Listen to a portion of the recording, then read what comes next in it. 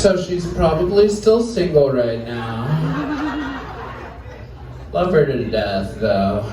No, honestly, because, like, if you can't love yourself, how in the hell are you gonna love anybody else? Can I get it right, man? Drugs, RuPaul. The answer is drugs. No, legitimately, I really love drugs. Want to know why I love drugs? Because, bitch, we all do. No, for real. Are there any sober people with us tonight? No. You fucking liar. You just had surgery? I like how specific you are. You're like, I'm sober because I just had surgery, so I can't snort any K right now. To me, that sounds way more like an invitation to give you K. You're like, if gays wanna help me, like, become a horse gay tonight, I really can't. I had surgery, I shouldn't be doing K. You can't boof it. Oh my god, I wish you didn't say that, because I recently boofed some coke. It was bad.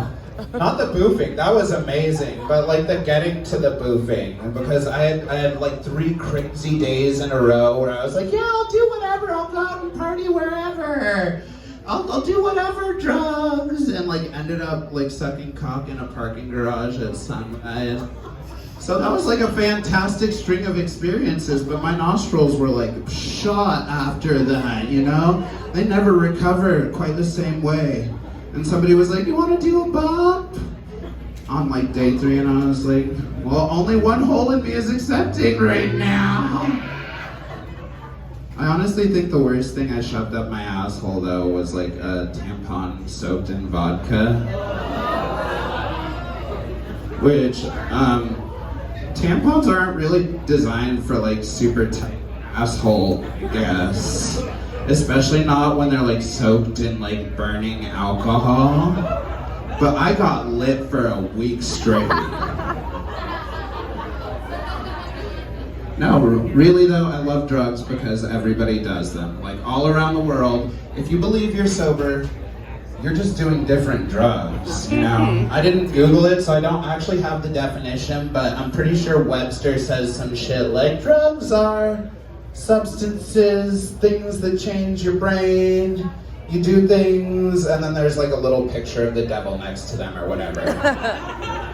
But like by that definition, like, you know, we're all on some drugs. You're telling me you've never had any caffeine, you've never ingested some sugar, you never saw a snowflake falling on a child's tongue and brought like unnecessary joy, like, oh my god, what the fuck? That was magical. There's something to that, because all of it counts as drugs. But I think I'm a pretty good gauge of like where my limits are, because I've done a lot of things, you know. I've done like Molly and mushrooms, marijuana, accidental meth. I'm allowed to pass, okay? It really was an accident too, kind of. Because like I used to work at like one of the biggest nightclubs in Denver, and I lived in the apartment complex that they own like a block away with all of the other gays who worked there. So it was just like one big drug den, you know? There'd be like always people randomly walking in and out of my house like through the back door like, hey bitch! Who wants a bump of cake? 'Cause it's Tuesday now. And like there was this one time I remember I was like working on an outfit with a roommate, like going super ham over it on the table, like, oh, this and that. And one of the neighbors walks in like, hey bitches! It's Wednesday and a half, who wants a bump?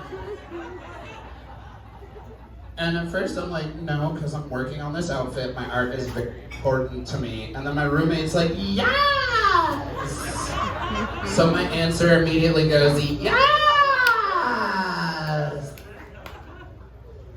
And he prefaces it by being like, yeah, it's not really good. I'm not sure what it is, but I've been doing it all day. And for some reason that last part sold me. Like his eyes could have been in 3 directions, he could have been bleeding, but he was like, I've been doing it all day. And that means you can too. And the next thing I know, it's like 4 a.m. and all 3 of us are now huddled over my outfit like, oh my God, do you think we could use some more pink paper? I don't know, but maybe if we like tape the tape to the paper tape, and then we can like tape some more tape. Girl, I think that was meth. Yeah, girl, it definitely was, but like, what do you think about the tape paper? I'm actually kind of thankful though, because that outfit we were working on was legitimately the only good part of my first Drag Race audition tape. Don't call me, bitch. I clearly got good enough to get on at some point. Either that or they were like, she's a first step. Anything is possible. But like, I'm really thankful for that, because like, that was the highlight of my first audition tape. You know, you asked me to do a snatch game. It's gonna suck. But you ask me to make some shit out of paper and I will give you the fucking meth Mona Lisa. You get the Michelangelo. You get it all. And it was really fantastic, and it showed me that I don't ever actually really want to do meth. Like, that was the most focused 3 days of my life. I can't have that sort of clarity and then just go back to myself after. No. But that's why I'm very picky about my drugs now. And I have to say, out of all of my favorite drugs I've ever done, the favoriteest favorite is drag.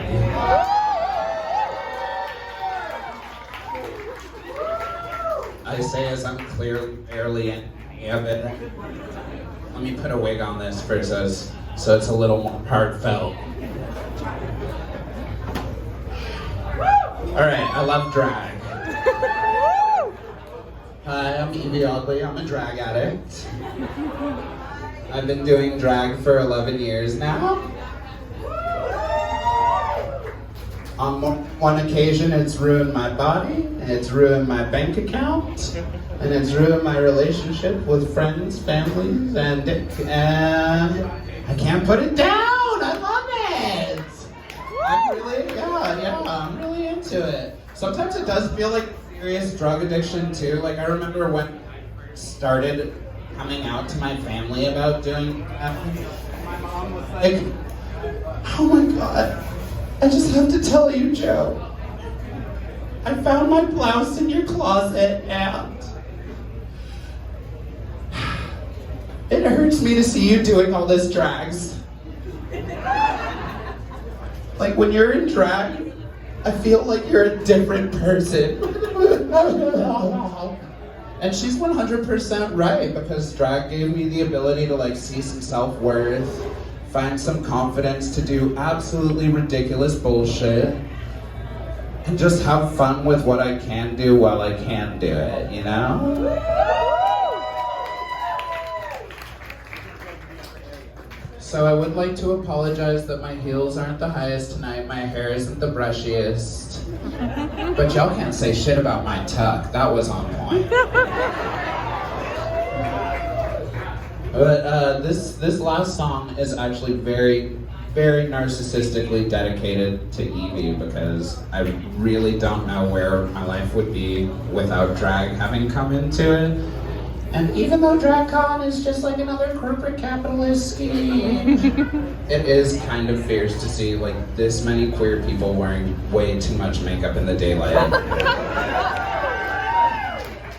So, without further ado, here's the end of my show.